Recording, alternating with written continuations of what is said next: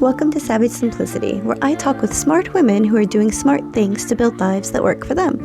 I'm your host, Bernadette Hill, and in this episode, I'm joined by my friend and colleague, Tatiana Sell, an MBA, PMP, and Lean Six Sigma Black Belt.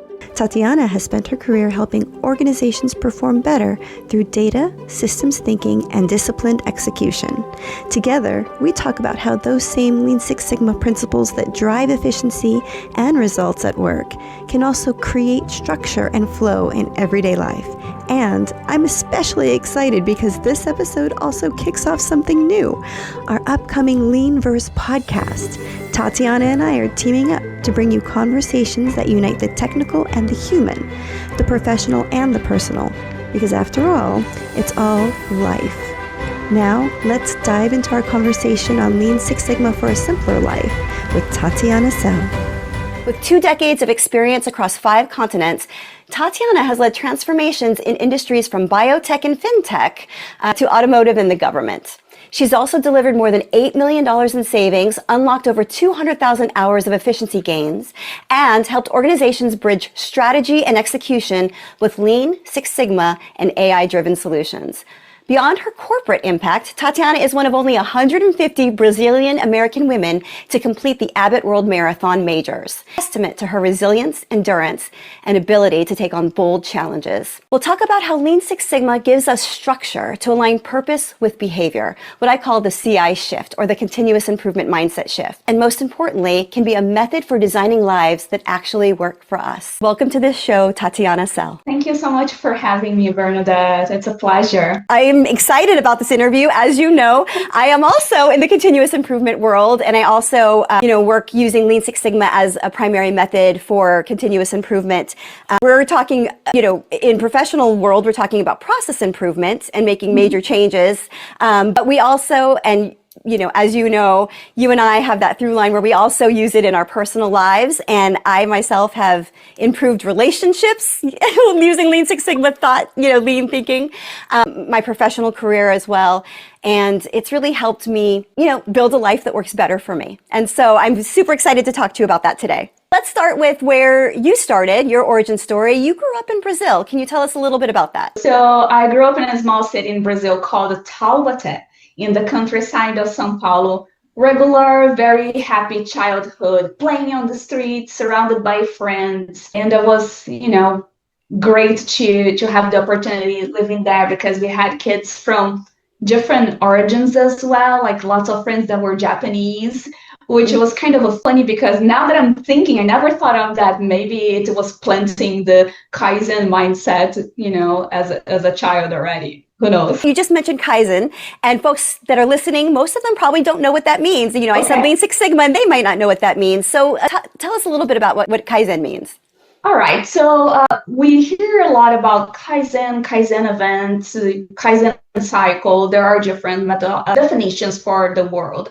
But let's just focus on what the Kaizen is as a philosophy, right? In very simple words, Kaizen is how can you continuously implement changes for better and doing things better. It's always focusing on small changes that will trickle down big changes. Yeah. Oh, I love that. And that aligns very, very well with the continuous improvement shift philosophy, which is, small changes every day could have a big impact down the line, right? That can lead to major transformation. And I know Kaizen, taking the Japanese term there, broken into 2 words, really, it's 2 symbols. Kai, meaning good, or change, Kai meaning change, and then of course Zen meaning for the better, for good. Folks are used to, I want to Zen, right? I want a Zen life. And that is really what that means. It's about building a life, or taking small steps to build a transformation, right? There you go. And you can do that at your job, but you could also do it in your personal life. And we've done both. So that's exciting. That's right. Now you talked about growing up in São Paulo, and then maybe there was a little bit of an early inclination that you maybe wanted to study live a continuous improvement lifestyle. Or how did you first discover Lean Six Sigma? And what clicked to you about that method? Yeah, that's actually kind of funny. I have 2 stories. Number one, it was from first grade. So a teacher noticed that I was finding ways to finish my tasks in class faster so I could play more with the other kids. Maybe right at the beginning, that was my little first Kaizen. But to the other question, how did you first discover Lean Six Sigma and what clicked? So it happened in my second professional job that was at Volkswagen, the automaker in Brazil. So I started my career with them as a internal communication analyst there, right? So when I tell people that Lean found me, was not the other way around. So when we started implementing the Lean management system at that factory, the director called me aside and said, listen, for a transformation this size to happen in a very successful way, we needed to do a fantastic change management part of it. You, as our main person leading communication to the employees, needed to be my supporter in this. And for that, I want you to go through the process of learning the methodology, understanding what it is, so you can do your whole change management piece of this and help us with the education and everything else that comes around, right? Because lean management systems, if you think about daily management, we're talking about the visual part of it and communication, and I could give like a list of examples. But the main point is that I got trained at Volkswagen for the very first time. And what really clicked for me, it was when they presented the lesson on the 8 wastes of lean, right? So that for me was just kind of, oh gosh, because they used a very nice example. I still remember to this day, and that was like 20 years ago. That say, hey, how can we load a dishwasher in such a systematic way using, standard work procedure, right? So we reduce the amount of sorting before putting it back in the drawer. And also had another example of, hey, let's keep all the breakfast items in the same area of the cupboard or of the kitchen. So you're reducing motion and you're reducing transportation. That for me was just an aha moment because I was doing that already instinctively at home.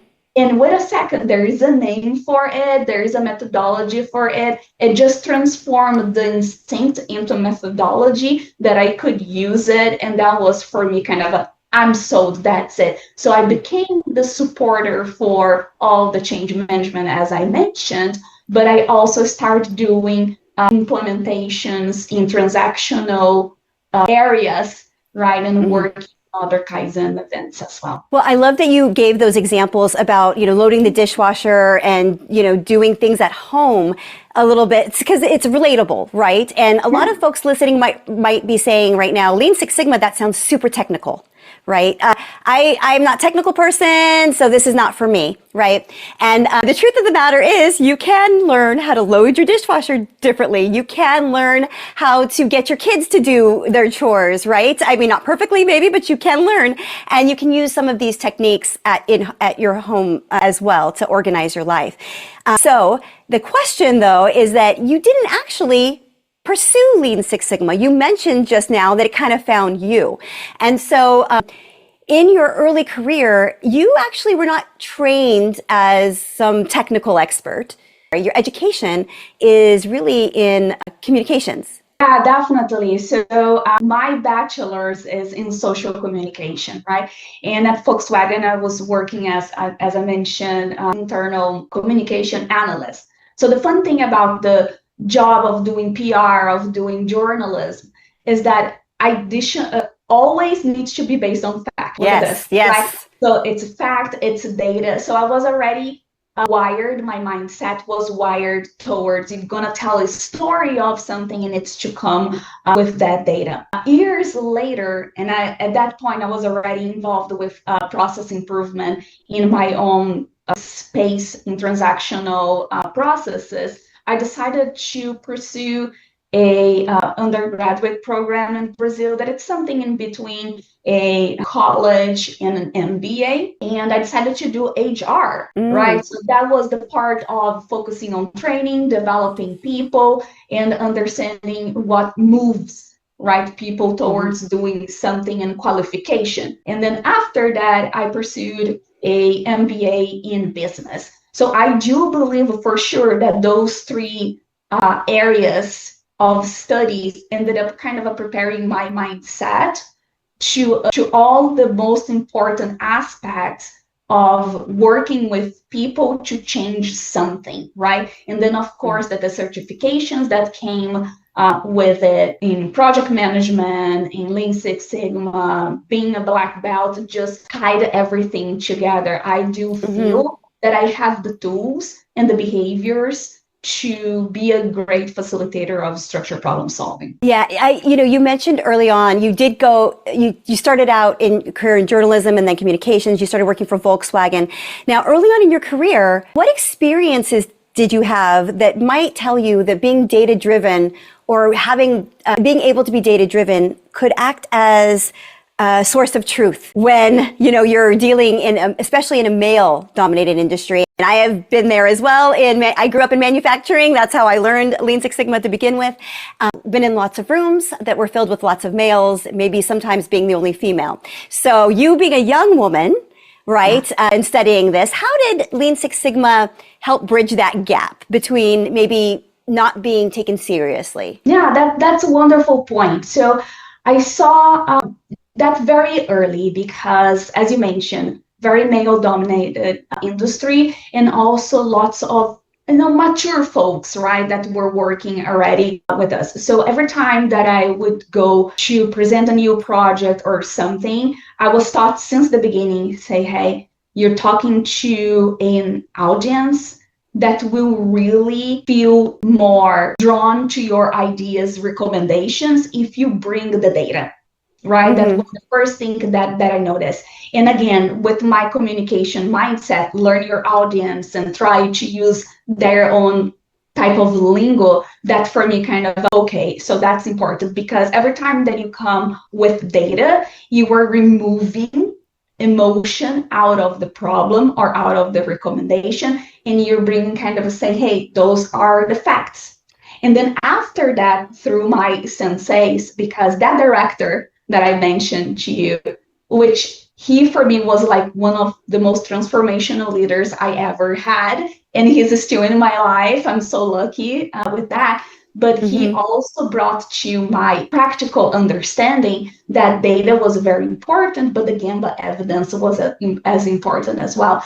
And what the Gemba means, right? It's where the value is really done. It's another Japanese word that folks in continuous improvement, Lean Six Sigma use a lot, but it is, you're going to get that report with some beautiful indications, right, that you might have a problem in here, but go see the process, and if that is really happening and how it happens, bring a different color to the problem.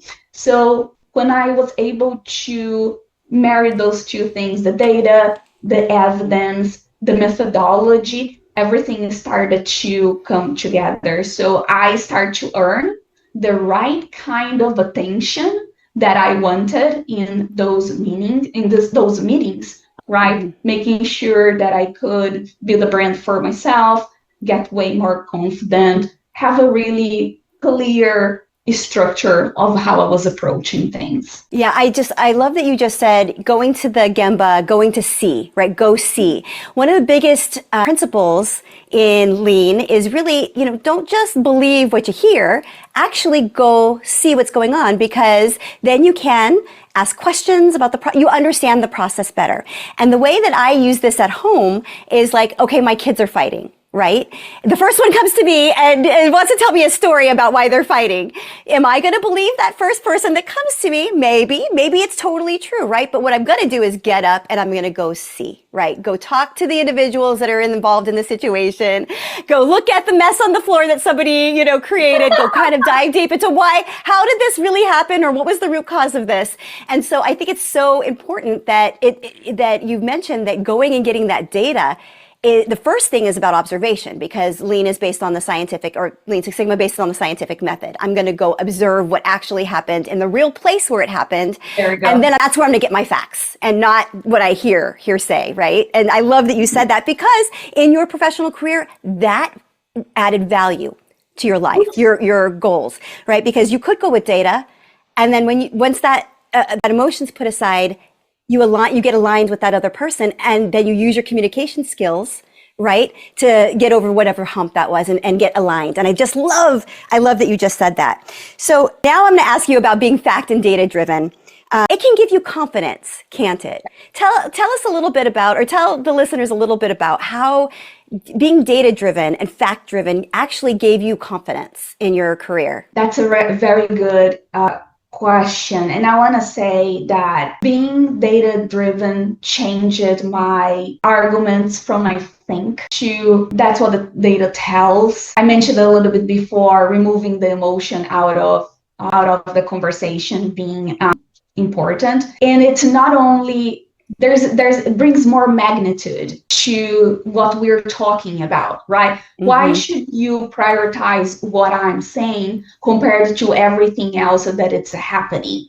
The data brings that magnitude of understanding specifically where problems are and how big or small they are compared to everything else.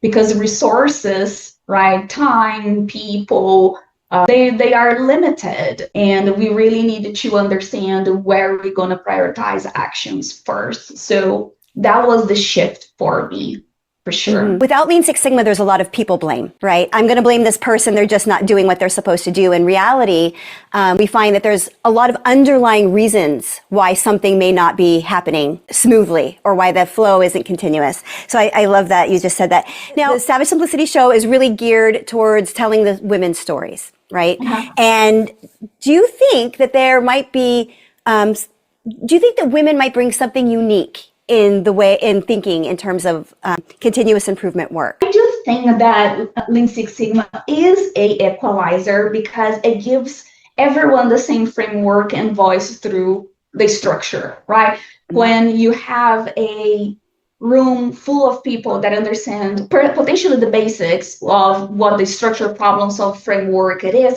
we're talking about the same thing. There is less convincing on, hey, let's avoid jumping to solution and focus first on defining this problem and understanding the root cause. That's the space that it's the equalizer, in my opinion. However, I do think that women bring a few things that are very natural. And I'm going to tell you what. I think we are very strong listeners. We're really trying to understand and kind of say, hey, Bernadette, when I think about a problem, I'm 100% sure that there are different views of that problem, right?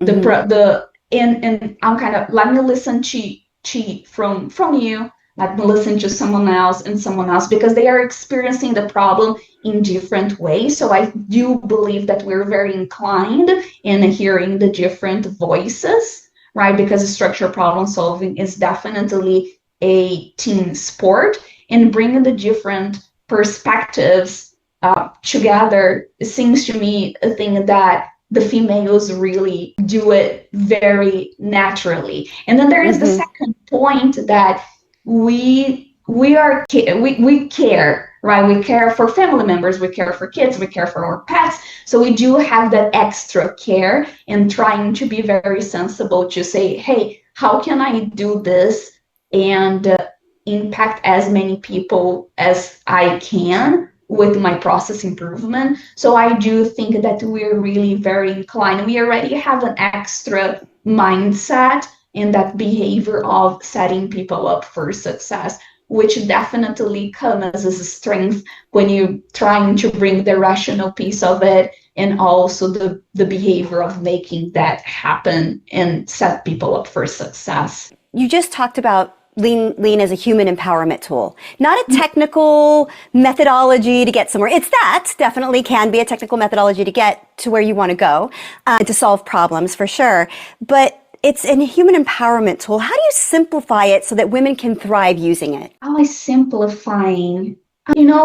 Lean Six Sigma I'm not sugarcoat, right? It can be a very technical methodology for sure. But the very first thing that I tell people, because I see some folks going, oh, let's start with, those very technical terms or even technical tools. I say, well, wait a second. Let's first understand what the real problem is and then focus on the tool versus just trying to show off everything that we can. It's a large toolbox, right? Sometimes you can do a lot of fixes with simple tools in there. So the very first thing is understand the problem and what it can bring. But to your point of making it accessible, I think that the goal is not to impress with the statistics.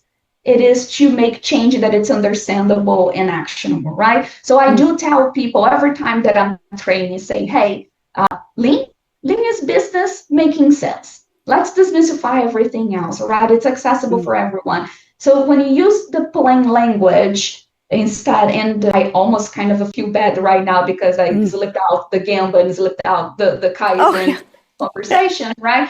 But hopefully I came with the definition later because you are leading me by example when you explain the Kaizen, so I appreciate that. But the point is, try to use plain language, try to show people examples that will resonate with them. So sometimes we use the house type of example that resonated with me, right? That was my click initially. Or if I'm consulting for a company, a business, a department, I really try to understand their problem first and bring their real type of problems. So it's simple for them to make the connection with the methodology and how it's applicable for them. Making sure that you listen to everybody and involve, make it simple. That's it simple. For adults, if you think of how adults, they learn, it's learning by doing. So use that language, work on their real problems,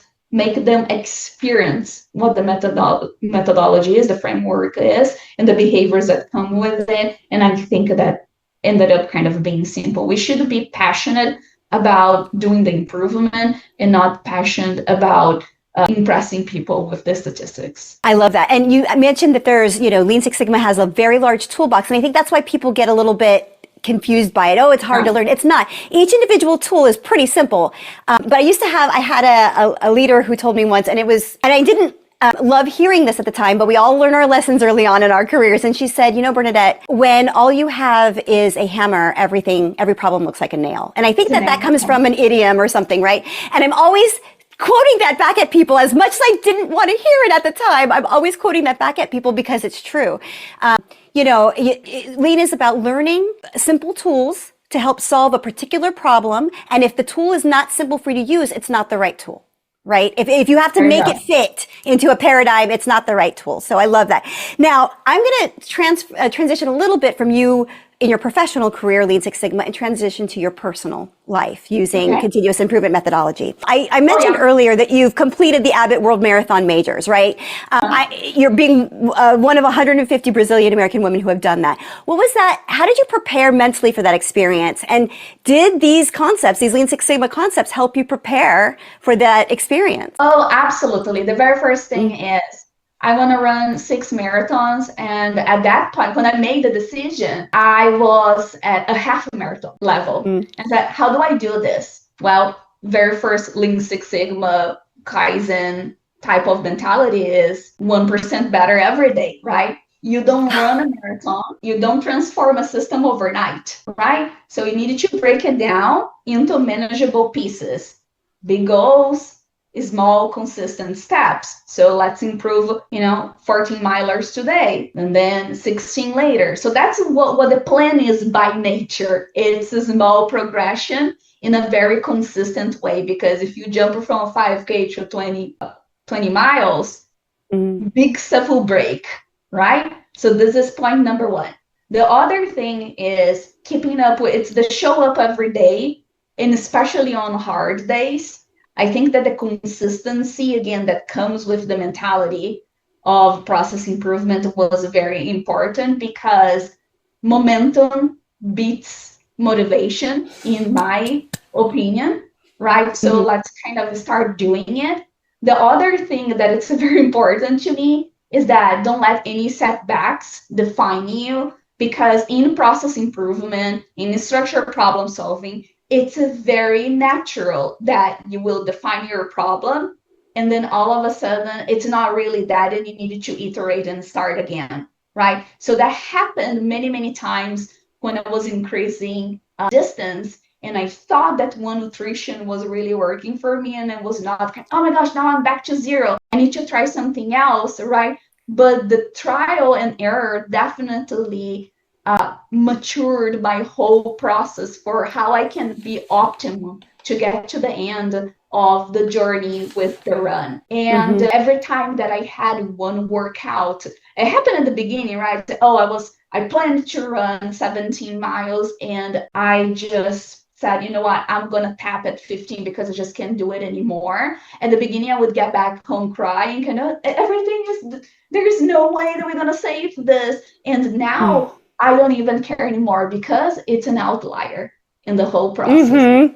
It's just one outlier. It's just one day. I'm not going to define me again because the whole thing is really what it's important. It's how consistent and I can deliver on average. One more question about that, because I love that you said, now I recognize that a bad day could be an outlier.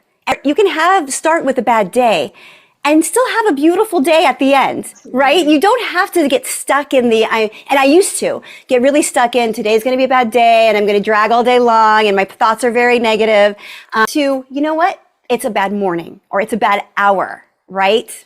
Not a bad day. And if it happens to be a bad day and the whole day's bad, well, tomorrow's a new day.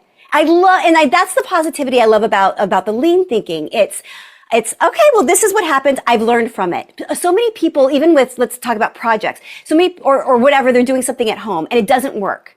And they tried something, it doesn't work. And they go, well, I failed. No, you learned. And you're going to do something different next time and approach it a different way. But keep at it because that's a solvable problem. There's a solution there. You just haven't seen it yet. Keep at it and don't be discouraged by the bad days. So I love, talking with you has been so motivational and inspiring. It's wonderful. So let's leave it with the last thought. How do you now, you just talked about applying Lean Six Sigma in your personal life in terms of setting big goals and being able to achieve those. But in just your day-to-day, right? How do you simplify your day so that you can actually thrive every day? What is the very next step women should take who want to start looking into lean to simplify their lives? Connecting and building a little bit on what you were saying before about the failure, right? Sometimes we try and it doesn't work and then you need to iterate. Just make sure that you create inside of your own head a safe space for failure and learning and understanding that that's very normal, right? I've been doing this for almost 20 years now, and sometimes I don't get it right at first time, and that's okay. Right. Because problems are different, because tools applied to different businesses are different. So as long as you can make sure that don't get intimidated, being the number one. Second, try something, give yourself permission to refine, right? And truly live the philosophy of Kaizen, that it's a little bit better, 1% better every day. That was the formidable Tatiana Sell, MBA, PMP, Lean Six Sigma Black Belt, and multiple marathon runner. I am exhausted just saying it. Join us as we take this conversation further on our new podcast, LeanVerse, where we share stories about all things lean gathered through our decades of combined experience. And finally, make sure to like and subscribe to the Savage Simplicity channel on YouTube, where you get free content like Savage Simplicity Storytellers and the LeanVerse podcasts. You can also find us on TikTok /Savage Simplicity. And if you like my lifestyle designs, they're available on cute apparel and accessories on my Etsy shop at Etsy /Savage Simplicity. This has been your host, Bernadette Hill, with the Savage Simplicity podcast, reminding you that sometimes in order to simplify your life, you have to just be savage.